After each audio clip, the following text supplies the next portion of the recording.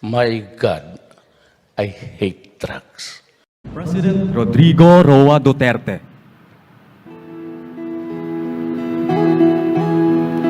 Ikaw ang Pangulo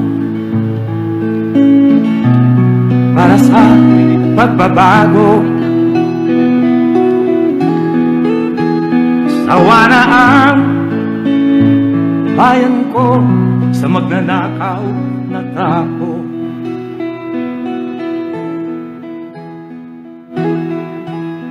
Madilim na kahapon,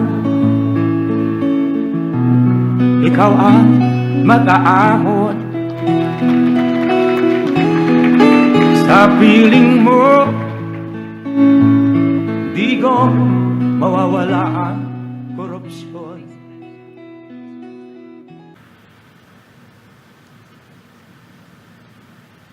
We shall now proceed to the presentation of awards. These awards are being presented to the Philippine Air Force units, officers, enlisted personnel, and civilian employees for their meritorious and exceptional services rendered to the country and Filipino people. May we request our guest of honor, President Rodrigo Roa Duterte, to confer the awards. He will be assisted by the Commanding General, Philippine Air Force, Lieutenant General Rosano D. Briguez, AFP.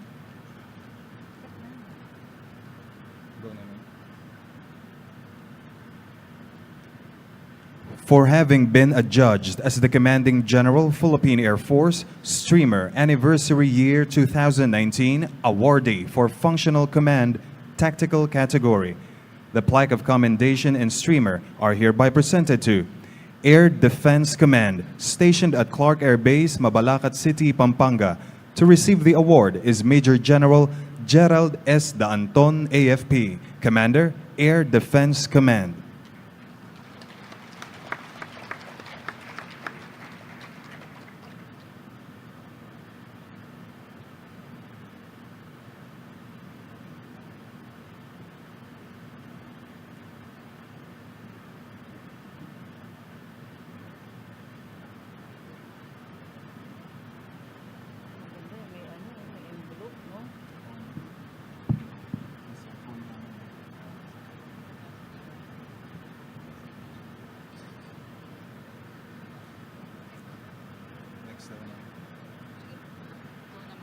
For having been adjudged as the Commanding General, Philippine Air Force, Streamer Anniversary Year 2019 awardee for Functional Command, Support Category.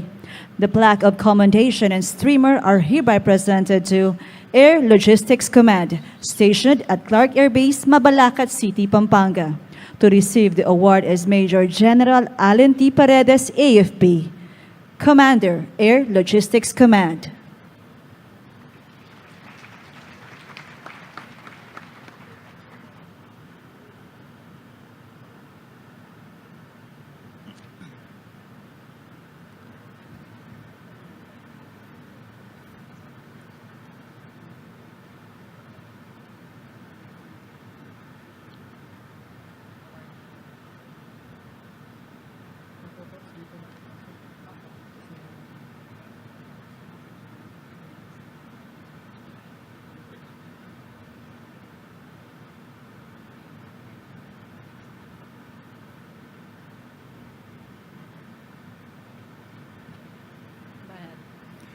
For having been adjudged as the Commanding General, Philippine Air Force, Streamer Anniversary Year 2019 awardee for Wing Flying Category.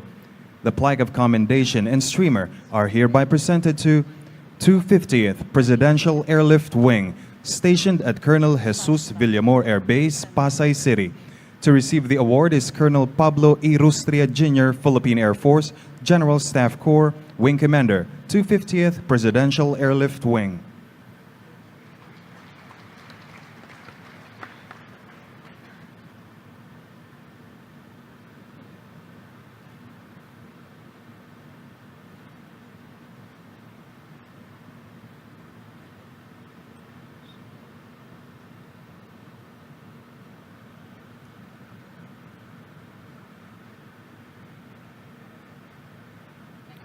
for having been adjudged as the Commanding General Philippine Air Force Streamer Anniversary Year 2019 awardee for Wing Non-Flying category. The plaque of commendation and streamer are hereby presented to 350th Aviation Engineer Wing, stationed at Pasay Air Base, Florida Blanca, Pampanga. To receive the award is Colonel Ralph L. Mamawag, Philippine Air Force MNSA. Wing Commander, 350th Aviation Engineer Wing.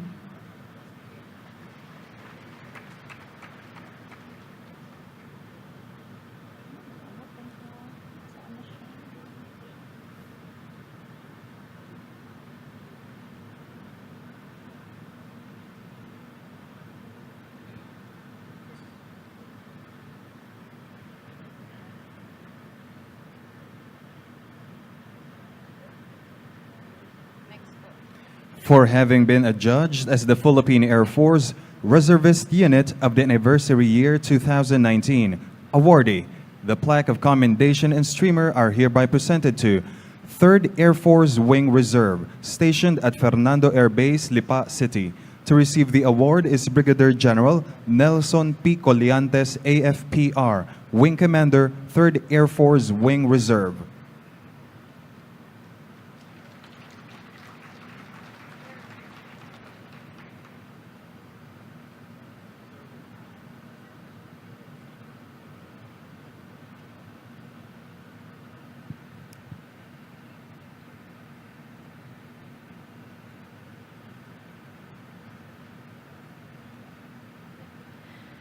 For having been adjudged as the Commanding General Philippine Air Force Streamer Anniversary Year 2019 awardee for Group Flying category.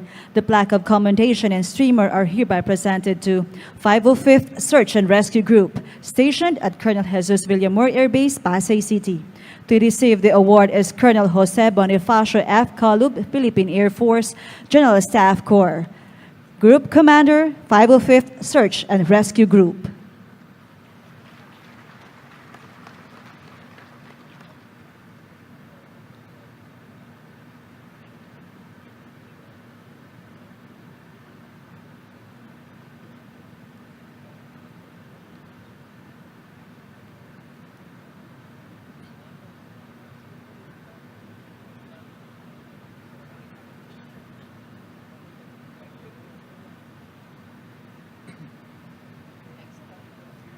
For having been adjudged as the Commanding General, Philippine Air Force Streamer Anniversary Year 2019 awardee for Group Non-Flying category. The plaque of commendation and streamer are hereby presented to Philippine Air Force Basic Military School, stationed at Fernando Air Base, Lipa City. To receive the award is Colonel Arthur D. Lilo, Philippine Air Force General Staff Corps, Commandant, Philippine Air Force Basic Military School.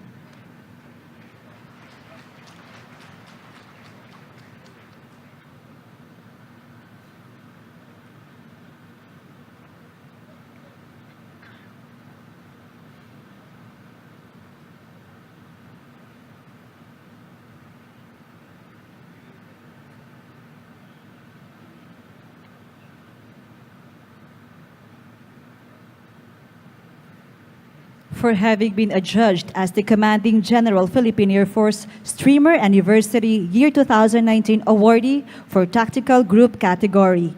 The plaque of commendation and streamer are hereby presented to Tactical Operations Group 10 under Tactical Operations Wing Eastern Mindanao, stationed at Lumbia Airport, Cagayan de Oro City. To receive the award is Colonel Erwin G. Solomon, Philippine Air Force General Staff Corps, Group Commander, Tactical Operations Group 10.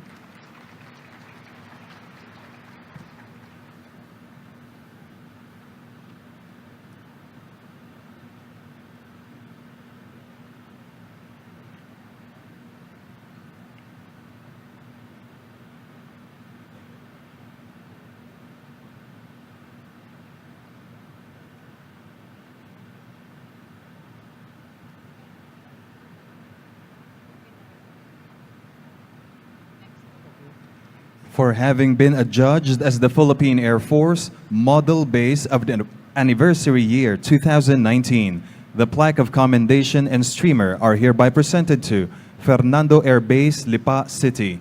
To receive the award is Major General Joselito B. Ramos, AFP, Commander, Air Education, Training and Doctrine Command.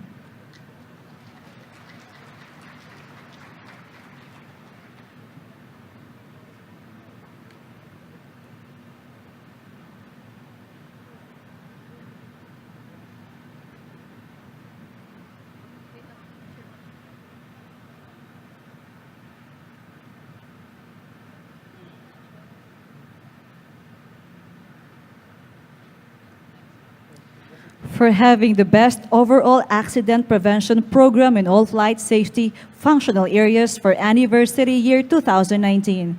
The Commanding General Philippine Air Forces Award for Flight Safety Combat category is hereby presented to 15th Strike Wing, stationed at Major Danilo Atienza Air Base, Sangli Point, Cavite. To receive the award is Colonel Arius Robert F. Musico, Philippine Air Force General Staff Corps, Wing Commander, 15th Strike Wing.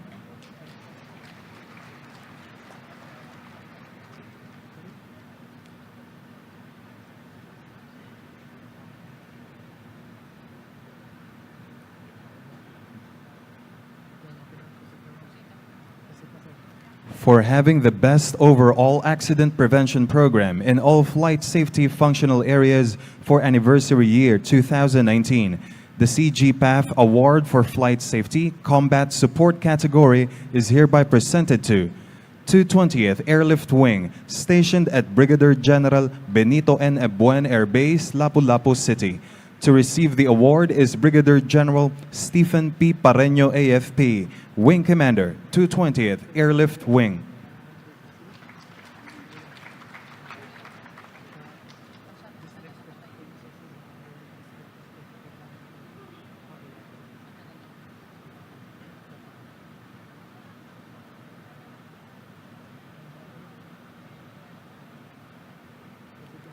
For having the best overall accident prevention program in all flight safety functional areas for anniversary year 2019.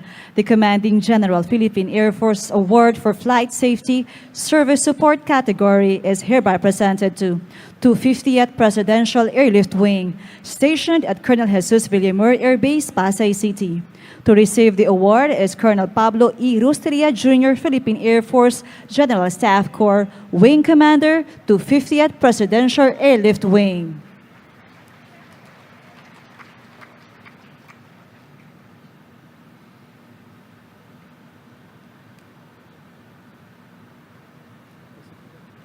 For having been adjudged as the Philippine Air Force Officer of the Anniversary Year 2019, the plaque of commendation is hereby presented to Major Jose Wilbert Leonidas P. Martinez, Officer-14179, Philippine Air Force of 5th Fighter Wing, stationed at Basa Air Base, Florida Blanca, Pampanga.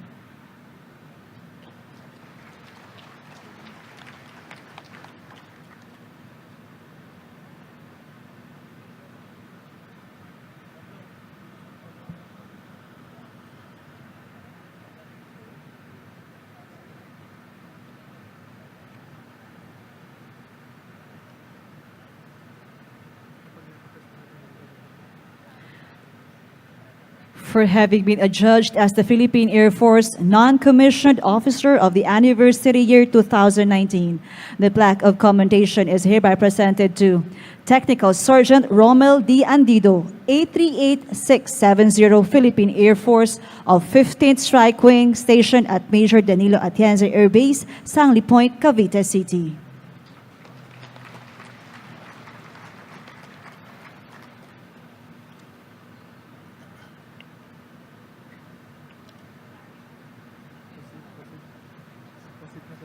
For having been adjudged as the Philippine Air Force Airman of the Anniversary Year 2019. The plaque of commendation is hereby presented to Sergeant Aaron L. Manalo, 867265, Philippine Air Force, 15th Strike Wing, stationed at Major Danilo Atienza Air Base, Sangli Point, Cavite City.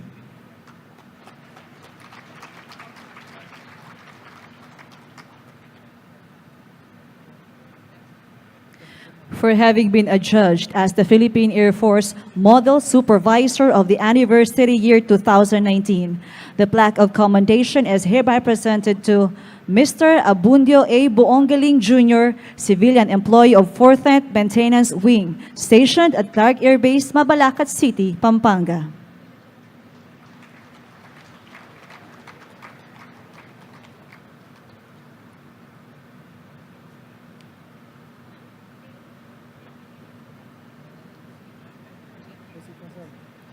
For having been adjudged as the Philippine Air Force Model Employee of the Anniversary Year 2019. The plaque of commendation is hereby presented to Ms. Shirley L. Daos, civilian employee of the 950th Communications, Electronics, and Information Systems Group, stationed at Colonel Jesus Villamor Air Base, Pasay City.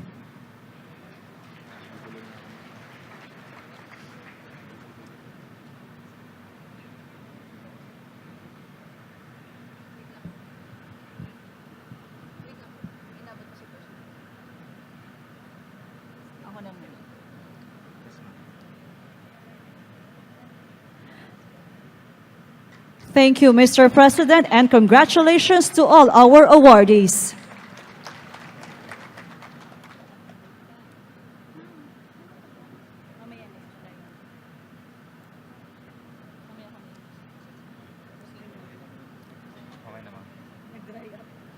At this juncture, may we call on the Secretary of National Defense, Delphine N. Lorenzana, to introduce our guest of honor and speaker.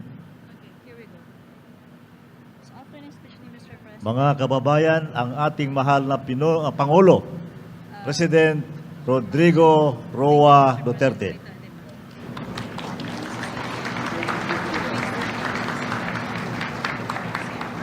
Thank you. Kindly sit down.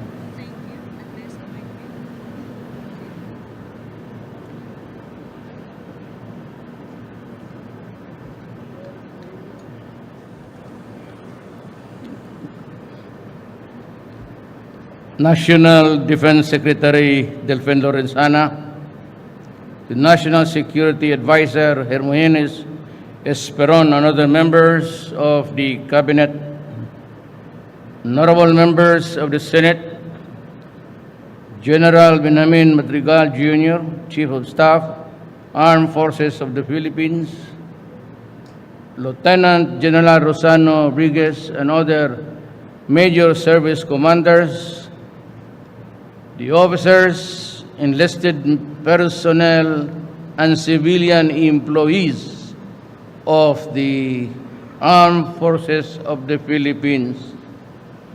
Ang staff ko, may nagkulang kayo. To Senator Bongo, sir.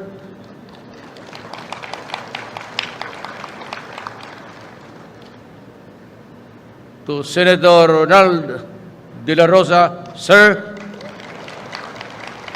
The other distinguished guests, ladies and gentlemen, I am glad to join the men and women of the Philippine Air Force as we celebrate its 72nd founding anniversary.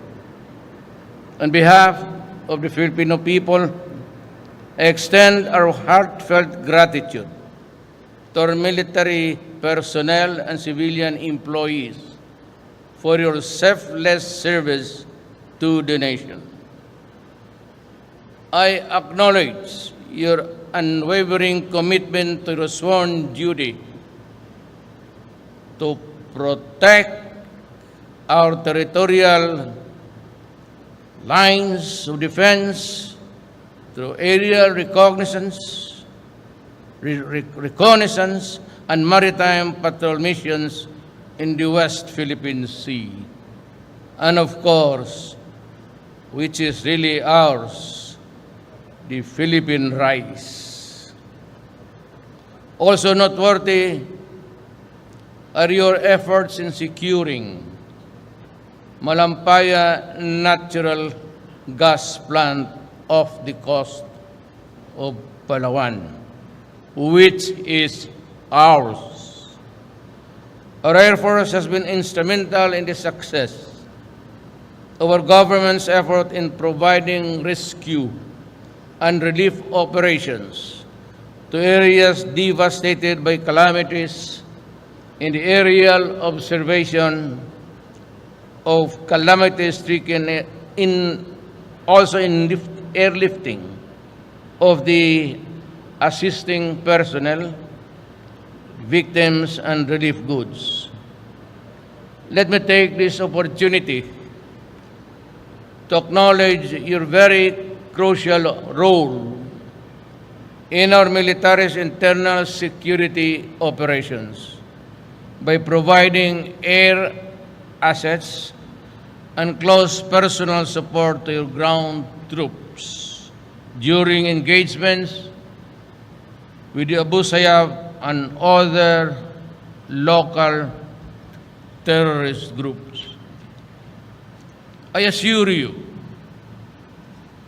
that this administration will continue to pursue all efforts to enhance your capabilities against these threats through modernization and capacity building initiatives such as the military pilot training and your conduct of our qualified student officers, thereby assuring a strong future for our Air Force. On modernization, I am pleased to know that the acquisition of an air defense radar system and an FA-50PH flight simulator earlier this year will be supplemented by the expected delivery of 6 A-29B Super Toscano aircraft and other air defense surveillance system. The Philippine Air Force will also receive substantial assets, 16 projects over 139 billion from the second horizon of the revised AFP modernization. This includes the procurement of utility vehicles, drones, and other command and control fixed-wing aircraft, among others. If I may just go out of... I am hoping and praying that before my remaining 3 years will expire, that all of these things, especially the labeled Horizon projects of yours, will be completed during my term. I want to leave the office of the presidency with an assurance to myself that I leave the functions, pass it on to the next, whoever he will be, na sana naman, he will also take care of the requirements of the armed forces because it is a continuing one. And during my time, I have never said no to any of the commanders and to Delfin Lorenzana at kay Secretary Esperon, all the things that they wanted for our armed forces, pati ang pulis. Gusto ko lang kumpletuhin yan, baka ang susunod sa akin would not be a fellow of like-minded. Kanya-kanya ang tao eh. He might have other priorities. I'm not saying that we have exceedingly plenty of money, but God has been kind to us. We have almost the money for the things that we need that are immediate and urgent. Alam ko na yung backlog sa back pay amounts to 1 trillion. You know, I will leave you with this statement. Maybe you'll remember me when I'm no longer around. That unless we have law and order in this country, every corner of it, at for as long as na wala tayong katapusan sa graft and corruption, walang mangyari sa bayan na to. Tell you, even if you give me 5 terms, gratis, and the system remains, and the practice of corruption, which is already embedded in all of the government structures, every table there, basta dadaan ng papel, meron talagang kalukuhan. Hindi naman lahat, pero karamihan. It's almost a plague already affecting our country for so many decades, from one administration to the other. There was this meeting last night with the cabinet members here present. Sinabi ko talaga sa kanila, I do not want delay. Delay is what is eating, eroding this government. Pagka pabalik-balikin mo yung tao, even the register of deeds or civil registrar sa birth certificate, nandoon talaga yung little corruption. Ang malaki dito sa itaas, as I have told you before, pitsi lang yan sa baba. The corruption lies in the higher echelons of government. But I can say to you that the cabinet members, most of them of late are almost all military men retired. Why? Kasi gusto kong tignan ninyo. Because I know that the armed forces and the police will have to decide one day, somehow. Do not do it, please, during my term. I told you before, all you have to do, kung ayaw din niyo ako, do not bring your weapons and mechanized irons there. Just call me and we'll have coffee, and I'm ready to say, it's yours for the taking. Kasi pag ganito palagi, there has to be a point of what generation mauubos yung pasensya, I really cannot tell. It behooves upon me to be prudent. I am not egging anyone to go violent, but there must be some junction there in the life of a Filipino, whether in this generation or in the next generation, that you'll have to decide, because there is really a need of change. I tried. Somehow I succeed. Other things I failed because of this structure. Nakatali tayong lahat. Pareho kayo. You can only do so much here. You cannot complain over that boundary. As president, I can go hard. But there's always the injunction. Itong mga korte minsan, I hope you stop the practice of issuing injunctions, lalo na sa mga kasong kriminal. Do not do that as a matter of course. There has to be not only a semblance, a clear and convincing evidence before you issue left and right stopping this government. Do not do that. Do not hurry up things, because I know it is always pera-pera yan.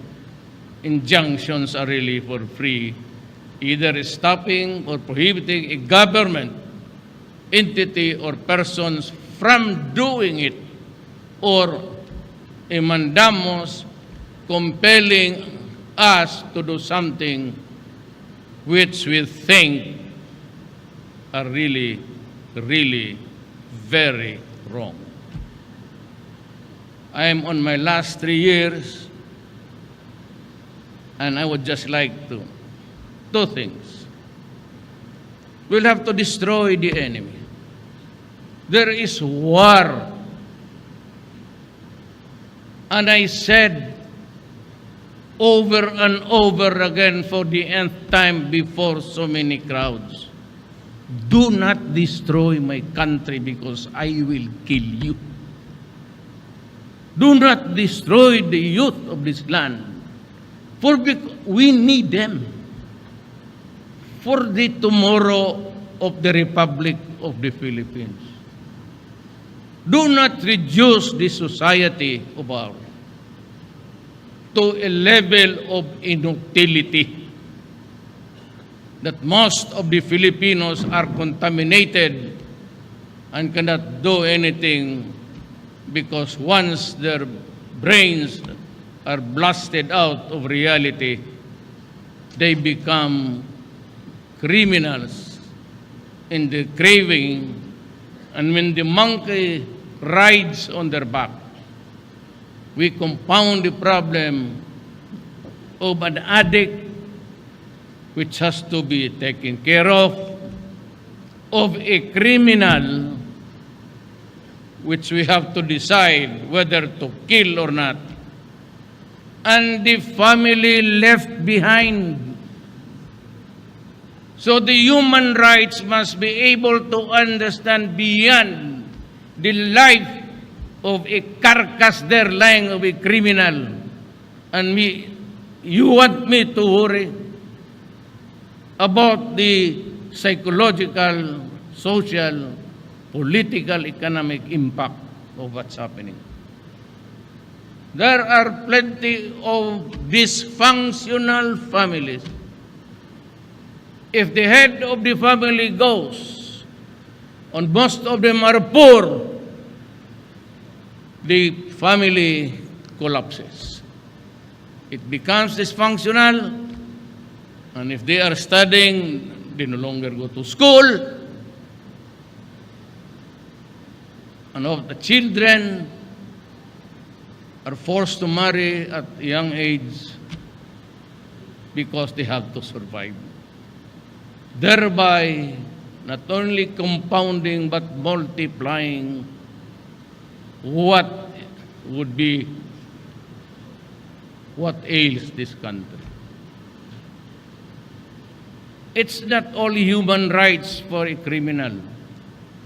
It's the human rights of the living persons behind, of one who is alive but is dead to the world. And the misery, the miseducation, the hunger, and all of these things. And you worry a son of a bitch who is there because he's a criminal. Telling you, said before, do not destroy this country. You will end up in a cemetery. That I can assure you. Not during my watch. Not during my time. Just wait for 3 years. I'm addressing myself not to you, the audience now, but I'm addressing myself to the nation, because the guys there at the back are streaming this event, maybe live. Time and again, sir. Do not force my hand into it. I'm warning you. I can take personal insults. The taxi drivers and all of these guys that are outside, they can always say, putang ina Duterte, he's a good-for-nothing president. I will accept that. But when it comes to the welfare of my country, you know, my oath of office, I will just summarize it into 2 sentences. I took my oath of office before God and the people of the Republic of the Philippines. Simple. 1, I have to protect the people. It's a sacred duty. 2, I have to preserve the integrity of the nation. Kaya kayong mga abusayab, kayong mga the abusayab are, you're a bunch of criminals, you do not have an ideology, and you have corrupted your religion. Do not give me that shit because, like you, I am part Moro. That is not the way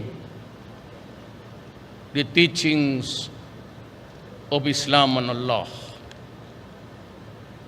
wants it to be. Kayong mga drug addicts, do not destroy my country, I said. Do not destroy the youth. Kasi karamihan dito sa atin, you know, how much do you receive when you retire? Ako wala sa GSIS lang. I do not have any retirement. Presidents have no retirement. Pero kayo, the disadvantage for you is that you have to retire at 56. I know, but alam ko because I'm almost a part of, my father was governor for 2 terms. And had a close rapport with the soldier, PC, yung mga security niya, and the army in Mindanao. Alam ko, nakikita ko yung provincial guard. You know, at 56, you marry late, then because of your duties, you try to limit the number of your children, which is also very commendable. But sometimes, when you retire, ang anak ninyo nandyan pa minsan sa high school or in the early years of college. You think that the salary, the pension that you receive will last you until kingdom come? How long do you expect to live in this world when you retire at the age of 56?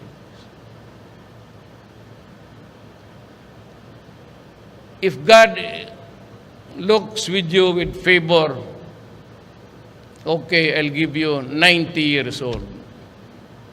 Where do you get the money to feed yourself? You'll have to ask your children. Now is your duty to what the very same things I did for my mother. In her dying days, I took care of her. And yung iba, we cannot be assured really of a good life with me coming in, flowing. We have to borrow money for the mortuary expenses. You have to borrow money to buy sometimes if it is unexpected. And yung style na pre-need plans, only if you have the extra money to pay the installments until mamatay ka. Those are the social impact na hindi nakikita nitong mga tanginan to. Kaya galit ako. By what universal right? By what right? Even if you don't believe in God.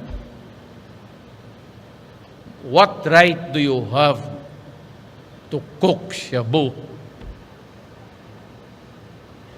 and destroy the life of my children.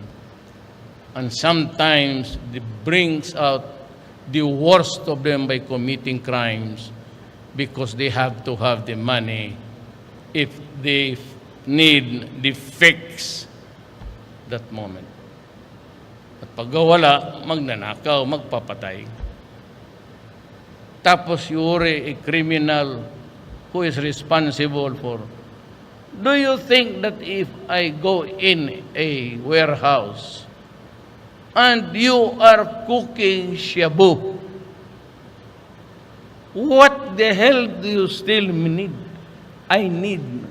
What needs to be done?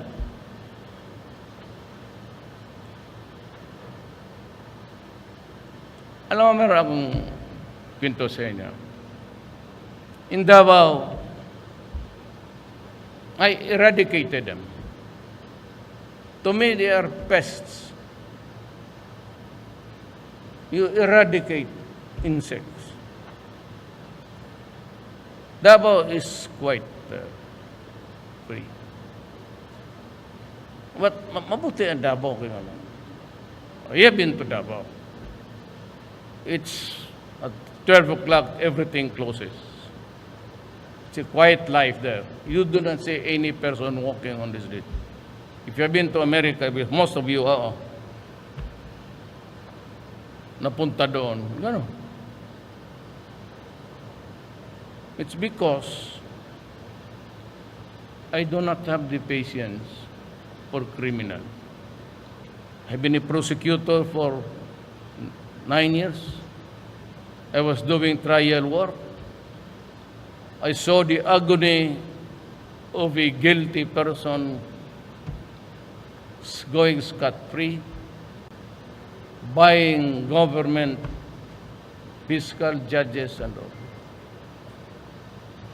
And how would you, when they look at you and they would measure you as if everything is perfect for government and it has everything it needs to fight for its preservation. Meron tayo niyan. Ngayon meron ang koleksyon natin malaki. But the backlog sa inyong pension is trillions. I have to produce that money. And I will reveal to you for the first time. Ayaw ko kasing magyabang. I do not want you to nurture any gratitude to me. I do not need it. I do not want you to nurture loyalty to me. I do not need it. People are saying I'm doing it because I want to ingratiate my... No, the people of the Philippines elected me. There is no need for me to be closer than what is really normal in your hearts. I just love my country and I do my duty kasi hindi lahat nagiging presidente. Not every man is lucky enough to reach the presidency. Alam ninyo yan, wala akong pera. As a matter of fact, minsan sinabi ko, at totoo ito, I regret running for the presidency and winning it. Lately, gano'n na ang salita ko. Because I have fired so many of my friends who supported me in 1988 to become mayor and who were there in the hustings during the campaign to help me be president. And yet, when as payback time, I gave them positions. Ang masakit, what is painful, is that they were the one urging me to run. I did not want to run. I do not need it. I've been mayor for 23 years. I've been a congressman, a vice mayor. I am finished with that accolades and clapping of the hands. It does not mean to me anything at all at this time. If I do something, you do not have to congratulate me. I do not accept as a matter of personal and official policy, I do not accept awards. Why? Because I am paid to do exactly what I did or what am I doing. Yan lang po. I'm an ordinary guy. I do not have an outstanding out. As a matter of fact, all these years, I'm not trying to be funny. The highest that I got was about 78. It's always 75, 76, 75, 76. From kindergarten to high school. Wala pa ka. I'm just an ordinary guy. I finished law. I studied. Maybe God was always kind to me. Pero, come to think of it, your defense secretary is a valedictorian. When he was studying, he's an Ilocano, but he comes from Ilocano ng Mindanao, from Pikit. You have Secretary Esperon. A lot of you guys are graduating with honors. Most of you there are magna cum laude or cum laude. Me, 75. But you know what? Sometimes God can be sarcastic. Makes you an ordinary person, opo, presidente ka. You are surrounded by brilliant people, mga valedictorian, mga kung ano-ano na dyan. And when you sit down, okay, I have a problem. Yes, sir. Okay, General Samato, General Anyo, Secretary ba niya, go to Boracay and clean the place. And God would say, that is what I like.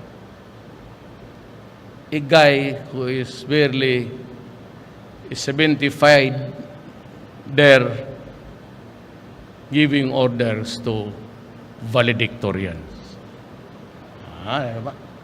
Okay. So that could be the irony of life. But maliit lang. What I'm trying to really say is as a paradox. I'm not into something. I'm just an ordinary person. Ang ka-level ko lang yung ordinaryong tao. But if there is one thing that I believe is of course, I'm not saying this because andyan si Mr. I believe in God, but that God must not be the one that the other people would like to picture it. My God is compassionate, understanding, and all. And my God, the one who created me, just said, just stay simple. You're born of, you're lucky that your father became one governor, but there's nothing really to be extra in everything. Just stay there. And so if there is anybody who understands the soldier, ako yun. Sa totoo lang. And you can ask, Bato, he arrived about, was a second lieutenant. When he got married, I was his ninong. He knows me, and everybody of you who passed by Davao, Delfin Lorenzana, kilala na ako by the tips of their finger. They know me in and out. So that I now say that as we pursue these initiatives that will modernize our Air Force, I call upon all valiant PAF personnel to continue performing your duties to the best of your abilities, especially as we address the current challenges of terrorism, extremism, and other extra threats. Let us work together as one team so we may effectively uphold our sovereignty and protect the safety of our people at all times, at all costs. As you fly and soar to the great heights to the skies, bring with you the aspirations of our people for a better and brighter future, especially for our children. Nandito na tayo sa gitna. You are in the maybe few chapters away. Pero ako, nandyan na ako sa prologue or in the last pages where we sometimes in our thoughts, yung extra blank dyan. When I was in the law school, and I would say that, love of country, it brings us to beauty. It brings us closer to God. Congratulations at mabuhay kayo lahat. Thank you, Mr. President.